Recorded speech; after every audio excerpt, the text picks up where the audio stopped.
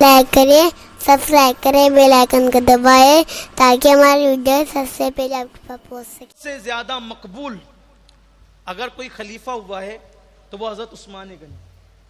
فاروق اعظم سے بھی زیادہ مقبولیت حضرت عثمان غنی کی تھی 6 سالوں کے اندر۔ ابتدا کے 6 سال بہت مقبولیت رہی، بعد کے 6 سالوں میں جو عجیب طور کا فتنہ اور شورش پیدا ہو گئی، بڑی عجیب سی شرارت تھی، عجیب سی شورش تھی اور ہنگامہ ہو گیا۔ ہنگامے کی ایک بہت بڑی وجہ یہ بنی، ایک بڑی وجہ کہ مصر کا گورنر تھا عبداللہ ابن سراح۔ تو ابن سراح نے جو ہے وہ لوگوں پہ ظلم شروع کیا۔ اب ظلم نہیں کر سکتے، دیکھو جو خلیفۃ المسلمین ہے اس کا کردار کیا ہے۔ ایک مرتبہ حضرت عمرو ابن عاص رضی اللہ تعالیٰ عنہ کے بیٹے نے ایک شخص کو چابک مارا اور وہ امیر المومنین فاروق اعظم کے دربار میں شکایت آئی تو فاروق اعظم نے حضرت عمرو ابن عاص سے کہا کہ ماؤں نے لوگوں کو آزاد پیدا کیا ہے، تم نے کب سے غلام بنانا شروع کر دیا۔ یہ سرزنش تھی، یہ عدل کا حال تھا۔ لیکن جب سیدنا عثمان غنی کا دور آیا، اول کے 6 سال بڑی مقبولیت کرے، بولا فاروق اعظم سے زیادہ مقبولیت رہی۔ وجہ کیونکہ فاروق اعظم کی طبیعت میں کچھ سختی تھی لیکن یہاں بڑی نرمی تھی، پیار بہت تھا، بڑی مقبولیت۔ لیکن مصر کا جو گورنر تھا عبداللہ ابن سراح، تو ابن سراح نے لوگوں پہ ظلم شروع کیا اور وہ شراب بھی پیتا تھا، ایسا مورخین نے لکھا ہے۔ مورخین کی رائے سے اختلاف ہو سکتی ہے، بلکہ میں تو یہ کہتا ہوں کہ روئے زمین پر امام مالک کہتے ہیں روئے زمین پر حضور اکرم صلی اللہ علیہ وآلہ وسلم کے علاوہ کوئی ایسی ذات نہیں جس سے اختلاف نہیں ہو سکتی۔ یہ امام مالک کا قول، انہوں نے حضور کے مزار کی طرف اشارہ کر کہا تھا کہ ان کے سوا کسی اور سے بھی اختلاف ہو سکتا ہے، یہی ایک ذات ہے جس سے اختلاف نہیں۔ وہاں اختلاف ہوگا تو پھر ایمان جائے گا، وہاں سے اختلاف نہیں ہو سکتا، وہاں ہر بات پر آمنا صدق نہ کرنا ہوگا۔ تو ابن سراح نے ظلم کیا، وفد آیا مدینہ منورہ، شکایت کی، بلکہ ابن سراح نے بعض صحابہ کو بھی قتل کر دیا، شہید کر دی۔ وفد آیا، عثمان غنی رضی اللہ تعالیٰ کو شکایت کی، حضرت عثمان غنی نے جو ہے وہ کاٹھی کے فیصلہ کرتے ہیں۔ وہ وفد عشرہ مبشرہ کے پاس بھی گیا، اماں عائشہ کے پاس بھی گیا، بہت ناراض ہوئی اور آپ نے فوراً حضرت عثمان غنی کے پاس قاصد بھیجا کہ ابن سراح کو فوراً معزول کرو، وہ رسول اللہ کے صحابہ پہ ظلم کرتا ہے۔ تو حضرت عثمان غنی نے مصر سے آئے ہوئے لوگوں کو کہا ایک کام کرو، اس وقت تم جس کو پسند کرتے ہو مدینہ منورہ میں اس کو اپنا گورنر مقرر کر لو، میں اسی کو نامزد کر دوں گا، اس کو معزول کر دوں گا۔ تو ان لوگوں نے حضرت محمد ابن ابو بکر کو، حضور صدیق اکبر کے صاحبزادے محمد ابن ابو بکر کو انہوں نے جو ہے وہ منتخب کر لیا۔ اور یہ حضرت اسماء بنت امیس کے بیٹے، یہ صدیق اکبر کی شہزادے حضرت اسماء بنت امیس جن کا ذکر ابھی آپ نے سنا، ان کے بیٹے۔ اسماء بنت امیس کے بارے میں ایک بات اور یاد رکھ لیں کہ اس وقت مجھے حوالہ یاد نہیں آ رہا ہے، لیکن یہ بات اگر یاد آئے گی تو بتاؤں گا کہ یہی اسماء بنت امیس ہے جس نے امام حسین کو دودھ پلایا۔ امام حسین کو دودھ پلانے والی یہ خاتون اسماء بنت امیس، اس رشتے سے سیدنا ابو بکر صدیق امام حسین کے رضائی باپ بھی لگتے ہیں، رضائی والد بھی لگتے ہیں۔ یہ رشتہ ہے، یہ رشتہ ہے، یہ اہل سنت کی کتب میں موجود ہے، لیکن اس وقت میرے ذہن میں نہیں آ رہا ہے، اگر مجھے کل خیال رہا تو میں اس کو بتاؤں گا آپ کو۔ تو محمد بن ابو بکر کو ان لوگوں نے متعین کیا، حضرت عثمان غنی کے پاس عثمان غنی رضی اللہ تعالیٰ نے خط لکھا کہ بھئی ابن سراح معزول ہے اور یہ محمد بن ابو بکر اس مصر کے گورنر ہیں۔ اور اب جو ہے جب وہ جانے لگے تو مدینہ منورہ سے کئی صحابہ ان کے ساتھ ہو گئے مصر جانے کے لیے۔ ابھی یہ لوگ 3 منزل ہی پہنچے تھے مصر، مدینہ منورہ سے نکل کر مصر کی طرف سفر کرنے کے لیے۔ کیا دیکھا کہ ایک حبشی غلام ایک سانڈنی پر یعنی اونٹنی پر تیز رفتاری سے وہ اونٹنی دوڑاتے ہوئے بھاگ رہا ہے، اور ان کو دیکھ کر وہ تھوڑا سا چمکا، تھوڑا سا وہ بچکا، تو اس کو دیکھ کر لگا 2 میں سے کوئی ایک چیز ہے، یا تو یہ شخص بھاگا ہوا غلام ہے یا تو یہ کسی کا قاصد ہے۔ ان لوگوں نے دوڑ کر اس کو پکڑا. جب پکڑا تو پوچھا کون ہے تو اس نے گھبراتے ہوئے کہا میں عثمان غنی کا غلام ہوں. پھر کہا نہیں میں مروان کا غلام ہوں. پہلے کیا کہا عثمان غنی کا غلام ہوں, پھر کہا نہیں میں مروان کا غلام ہوں. پھر جب یہ بات اب دو بات ہو گئی, شک بڑھ گیا. جب شک بڑھ گیا تو پھر اس کے بعد کہا کہ تو کہاں جا رہا ہے؟ تو کہا میں قاصد ہوں, مصر جا رہا ہوں. کیوں جا رہا ہے؟ کہا ابن سرا کے پاس. وہاں کیا کرنے جا رہا ہے؟ خط لے کر. خط کہاں ہے؟ نہیں بتایا. خشک مشکیزے میں خط نکلا. وہ خط نکلا تو خط میں لکھا ہوا تھا یہ خط عثمان غنی کی طرف سے عبداللہ ابن سراح کے نام, مصر کے گورنر کے نام, میں نے محمد ابن ابو بکر اور فلاں فلاں فلاں کو بھیجا ہے, تو ان سب کو قتل کر دینا, ان کی بات نہیں ماننا اور تم ہی گورنر رہنا. یہ خط دیکھا تو سب کی آنکھوں میں خون اتر آیا. عثمان غنی ایسا کام کر رہے ہیں, غلط فہمی پیدا ہو. عثمان غنی ایسا کام کریں. وہ اس غلام کو پکڑ کے لائے, وہ اونٹنی لی اور یہ سب آگے بڑھنے کی بجائے واپس آئے تو یہ سب کے سب پہلے سب آئے عشرہ مبشرہ کے پاس, یعنی مولائے کائنات حضرت سعد بن ابی وقاص اور حضرت سیدنا طلحہ, حضرت زبیر رضوان اللہ تعالی علیہ مجمعین. اور خط کو دیکھو یہ عثمان غنی کیا کر رہے ہیں. تو سب لوگ تو غصے میں جو ہے وہ بالکل غصے میں سر سے لے کے پیر تک آگ بگولا ہو گئے کہ یہ کیا ہو رہا ہے. عثمان جیسا شخص, حضور کا صحابی عثمان, وہ ایسا کر رہے ہیں. غصہ آیا سب. مولا کائنات نے کہا رکو, شک کی بنیاد پر ایسا مت کرو, چلو پہلے عثمان سے پوچھو. اب دیکھو پوچھنے کا انداز, یہاں سے ہمیں سبق ملتا ہے کہ کسی کے بارے میں اگر کوئی بات آئے تو طریقہ کار کیا ہے. وہ کوا کان لے گیا تو کوے کے پیچھے بھاگنا نہیں. طریقہ مولائے کائنات نے بتایا, اخی رسول نے بتایا, باب مدینۃ العلم نے بتایا. وہاں گئے, کہا عثمان یہ بتاؤ یہ غلام آپ کا ہے؟ اب وہ سچے لوگ, حضور کے تربیت یافتہ, حضور کے شاگرد, سچے سچے لوگ جن کے بارے میں قرآن کہے رضی اللہ عنہم ورضوا عنہ, جن کے بارے میں قرآن کی آیتیں نازل ہوں, محمد الرسول اللہ والذین معہ اشداء علی الکفار, یہ رحماء بینہم کے بارے میں فرمایا گیا کہ یہ اس کی تفسیر میں کہ اس سے اول نمبر پر حضرت عثمان غنی ہے, رحماء بینہم کے درجے میں. اور بھی سب صحابہ ہے, کہا کہ معہو سے مراد صدیق اکبر ہے, اشداء علی الکفار سے فاروق اعظم ہے, رحماء بینہم سے عثمان غنی ہے, اور تراہم رکعا سجدہ سے مراد مولا علی کی ذات ہے. اس میں سب صحابہ شامل ہے, لیکن ان لوگوں کو نامزد کیا گیا, مفسرین نے لکھا اس کے اندر. تو کہا کہ ہاں یہ غلام میرا ہے. کہا یہ اٹھنی بھی آپ کی ہے؟ کہا یہ بھی میری. تو کہا پھر یہ خط بھی آپ کا ہوگا, غلام بھی آپ کا, اٹھنی بھی آپ کی, تو یہ خط بھی آپ کا ہوگا, مہر بھی آپ کی ہے؟ کہا مہر تو میری ہے لیکن خط میرا نہیں. وہ خط کو دیکھا گیا تو پھر غلام آپ کا, اونٹنی آپ کی, مہر آپ کی, خط آپ کا نہیں. جب آپ نے دیکھا کہ لوگوں کو یقین نہیں آ رہا ہے تو آپ نے فوراً اللہ کی قسم اٹھائی. میں قسم کھا کے کہتا ہوں نہ یہ خط میرا ہے, نہ میں نے لکھا, نہ کسی سے لکھوایا, نہ خط کے بارے میں مجھے کوئی علم ہے. جب قسم کھا لی تو سب کو اعتبار ہو گیا. جب وہ خط غور سے دیکھا گیا تو پتا چلا کہ یہ خط مروان کا ہے.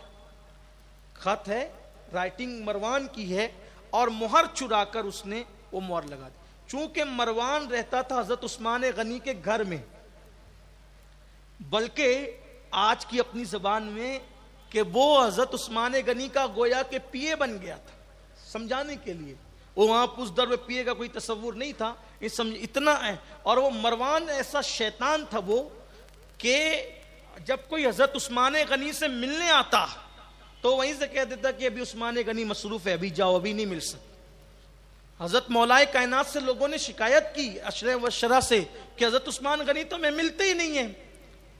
تو حضرت مولائے کائنات نے کئی مرتبہ حضرت عثمان غنی سے کہا آپ ملتے نہیں. کہا یہ کیسے ہو سکتا ہے کہ میں نہ ملوں. کہ آپ کے گھر کوئی آتا ہے تو وہ کوئی دربان کہہ دیتا ہے کہ وہ بھی مصروف ہے, وہ آرام میں نہیں مل سکتے, یہ معاملہ ہے, وہ معاملہ ہے. تو حضرت عثمان غنی نے کہا میرے یہاں تو کوئی دربان دروازے پہ نہیں ہے.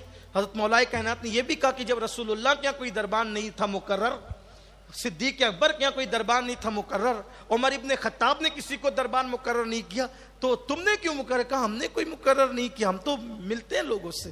کہا نہیں وہ تو لوٹا دیے جاتے ہیں. تب حضرت مولائے کائنات نے کہا تھا یہ مروان جو ہے ایک دن تمہیں قتل کرا کے رہے گا. اور آپ کی بیوی حضرت نائلہ بھی فرماتی تھی اس کی جو سازشیں میں دیکھتی ہوں کہ یہ ایک نہ ایک دن آپ کو بہت بڑی مصیبت میں ڈالے گا. لیکن وہ عثمان غنی تھے, نرم دل آدمی, بڑی نرم طبیعت تھی. تو حضرت عثمان غنی رضی اللہ عنہ کے گھر میں وہ تھا. آپ نے کئی مرتبہ اس سے جان چھڑانے کی بڑی کوشش بھی کی, لیکن کچھ ایسے شاطر لوگ ہوتے ہیں نا کہ جو ایسے چپکتے ہیں, سازشی لوگ, وہ آتے ہیں سازش کے لیے اور جلدی سے دامن نہیں چھوڑتے, جان نہیں چھوڑتے, وہ جو ہے وہ اپنا بن کر گلا کاٹتے ہیں. یہی کچھ مروان نے کیا. اور مروان کے بارے میں اگر وقت رہا تو آگے بات آئے گی. بڑا شیطان صفت آدمی, بڑا ملعون, بڑا بدترین انسان یہ مروان. اس کے باپ پر حضور نے لعنت کی تھی. اس کا باپ جو تھا نا حکم, اور اس کو شہر سے باہر کر دے. جب اس کا باپ حضور سے ملنے آتا تھا تو رحمت للعالمین جو کافروں کے لیے چادر بچھاتے ہیں, کافر کے لیے چادر بچھاتے ہیں, حضور مولا علی سے فرمایا کہ جاؤ وہ جو آیا ہے نا ابھی, دروازہ کھولو اور اس کا کان پکڑ کے لاؤ. یہ تھا تاکہ پتہ چل جائے نا کہ اہل بیت کے دشمنوں کے ساتھ سلوک کیا ہوتا ہے. اس کا کان پکڑ کے لایا جاتا تھا, اس کو کونے میں بٹھایا جاتا تھا, یہ چل یہیں بیٹھ, تیری اوقات یہی ہے, یہاں بھی بیٹھنے کی اوقات نہیں.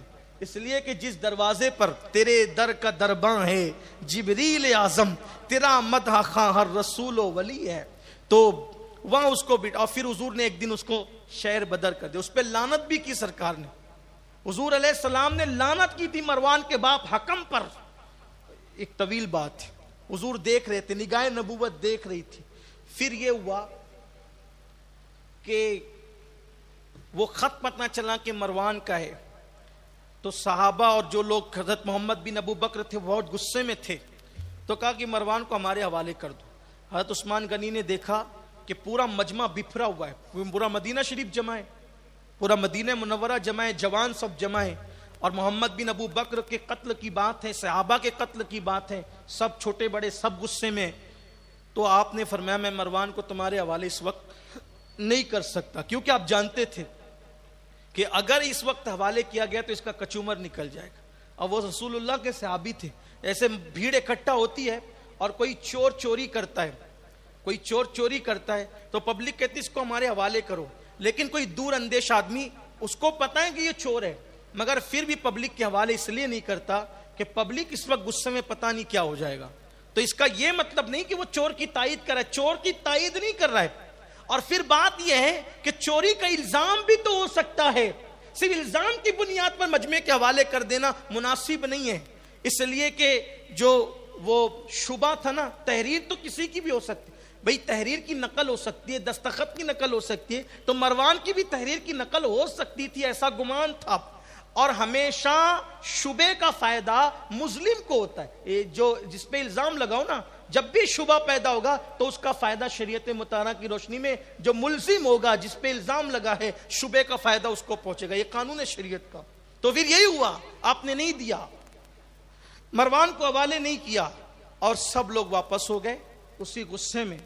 اور پھر یہ ہوا کہ عبداللہ بن سبا نام کا ایک آدمی تھا, یہ تھا یہودی. دیکھو ادھر وہ آپ نے سنا بھی ایران کے بارے میں, یہ یہودی تھا اس لیے کہ یہودیوں کو جو نقصان پہنچا تھا اسلام کے آنے سے, اس نے زبان سے کلمہ پڑھا, اندر سے یہودی تھا. اس نے فاروق اعظم کی شہادت کے بعد کئی ملکوں کا دورہ کیا اور حضرت عثمان غنی کے خلاف لوگوں کو ورگلایا, بہکایا. اور پھر یہ ہوا کہ کم و بیش 3000 کا لشکر مدینہ منورہ میں جمع ہوا, اور ان لوگوں نے دیکھا کہ اکثر صحابہ حج پر گئے ہوئے ہیں. اس حج کا فائدہ اٹھاتے ہوئے ان لوگوں نے حضرت عثمان غنی کے گھر کا گھیراؤ کر لیا, اور گھر کا گھیراؤ کیا. تو اس وقت حضرت عثمان غنی کو جب پتہ چلا کہ گھر کا گھیراؤ کر لیا گیا ہے, اور اس میں سے اکثر لوگ مدینہ منورہ کے باہر کے آئے ہوئے تھے, یعنی اکثر مصری لوگ تھے, اس میں مصر کے لوگ تھے. دیکھو بھائی ملکوں کے نام آ رہے, کہیں گفتگو پہنچے تو وہ لوگ ناراض نہ ہوں, کیونکہ اس دور کے لوگوں کی بات ہو رہی ہے, ورنہ لوگ کہیں گے کہ یار ابھی آپ یہ جو وہ مصر, ابھی ایران والوں کے بارے میں, سعودی والوں کے بارے میں, اب مصر والوں کے یہ تاریخ ہے نا, تم ملکوں کے نام مجھے لینے پڑیں گے, شہروں کے نام لینے پڑیں گے. کوفہ والے ناراض نہ ہو, عراق والے ناراض نہ ہو, نام سب کیا آنے. ویسے خیر وہ تو اپنی گفتگو سمجھتے بھی نہیں ہیں, لیکن پھر بھی کوئی وہاں سے متعلق تو ہوتا ہی ہے نا. تو انہوں نے گھیر لیا, تو سیدنا عثمان غنی گھر کی چھت پر سے انہوں نے جھانکا, فرمایا کیا تم میں علی ہیں؟ لوگوں نے کہا نہیں اس میں علی نہیں ہے. کہا تم میں سعد ابن ابی وقاص ہے؟ کہا وہ بھی نہیں ہے. تو کہا کہ جاؤ میری طرف سے پیغام پہنچا دو کہ اس وقت میرے گھر میں پانی نہیں ہے. جس نے مدینہ منورہ والوں کو پورا کنواں خرید کر دیا تھا آج اس کے گھر میں پانی نہیں ہے, ان سے کہنا کہ مجھے پانی کی ضرورت ہے. تو مولائے کائنات کو جب پتا چلا کہ گھیراؤ ہو گیا اور اس گھیراؤ کے بعد پانی کی قلت ہو گئی, تو 3 مشکیزیں پانی کے جو ہے وہ حسنین کریمین کے ہاتھوں اور اپنے غلاموں کے ہاتھوں آپ نے وہاں پہنچائے. اور حضرات حسنین کریمین سے فرمایا کہ گھیراؤ ہو گیا ہے, دروازے پہ تم لوگ کھڑے رہنا, کسی کو اندر جانے مت دینا ورنہ نقصان ہوگا. اسی طرح حضرت طلحہ اور حضرت زبیر نے بھی اپنے شہزادوں کو بھیجا کہ دیکھو دروازے پہ کھڑے رہو, جانے مت دینا. المختصر یہ کہ حسنین کریمین دروازے پر کھڑے تھے اور حضرت طلحہ اور زبیر کے شہزادگان بھی دروازے پہ کھڑے تھے. ہجوم بڑا تھا, ہنگامہ بڑا تھا, چیخ چلاٹ بہت تھی. ایسے میں مصر کے جو بلوائی تھے ان میں سے 2 شخص, ان لوگوں نے سوچا کہ دروازے سے جا نہیں سکتے, کسی نے تیر بھی چلایا, وہ تیر حضرت امام حسن کو بھی لگا اور کچھ لوگ اس سے زخمی بھی ہوئے. لیکن جب وہ لوگ نہیں ہٹے اور مجمع کو چونکہ وہ مارنا بھی نہیں چاہتے تھے, جنگ شروع بھی نہیں کرنا چاہتے تھے, حضرت عبداللہ ابن عمر آئے. عبداللہ ابن عمر نے حضرت عثمان غنی سے کہا کہ یہ مجمع چھٹتا نہیں اور یہ لوگ آپ کو قتل کرنے کے درپے ہے, تو آپ اجازت دیں کیونکہ آپ امیر المومنین ہیں تو ان کے چھکے چھڑائے جائیں. تو حضرت عثمان غنی نے کہا میرے نبی نے مجھ سے کہا تھا کہ تم شہید ہو جاؤ گے, وہ وقت آ گیا ہے, میرے ایک کو شہید ہونا ہی ہے, لڑو گے تو بھی ہونا ہے, نہیں لڑو گے تو بھی ہونا ہے. میرے ایک کی وجہ سے مسلمانوں کی اتنی جانیں جائے, مجھے گوارا نہیں ہے, میرا وقت آ گیا ہے, مجھے شہید ہونا ہے, میں شہید ہو جاؤں گا کیونکہ سرکار نے فرمایا میں نہیں چاہتا کہ میری وجہ سے لڑائی جھگڑا ہو. آپ واپس جائیں, اللہ آپ کو جزائے خیر دے اور معاملہ اللہ کے سپرد کر دیں.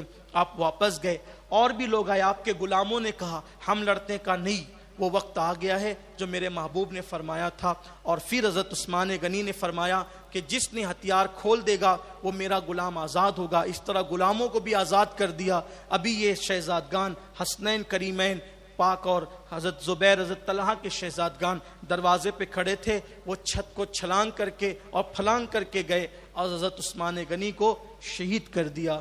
82 سال کی عمر میں تقریباً 12 سال کچھ مہینے خلافت کے امور سنبھالنے کے بعد حضرت سیدنا عثمان غنی شہید ہو گئے.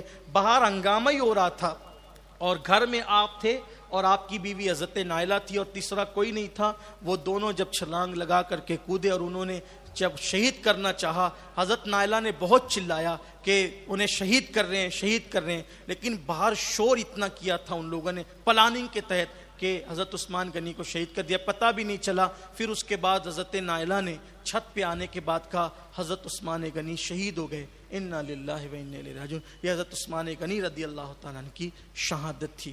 چاہتے تھے آج کہ ہم امام حسن کی شہادت تک پہنچ جائیں تاکہ کل سے پھر ہم حضرت امام حسین کے عنوان پر آ جائیں, لیکن آج ہمارا وقت ختم ہوا ہے اور بلکہ ٹائم بھی بہت زیادہ ہوا ہے.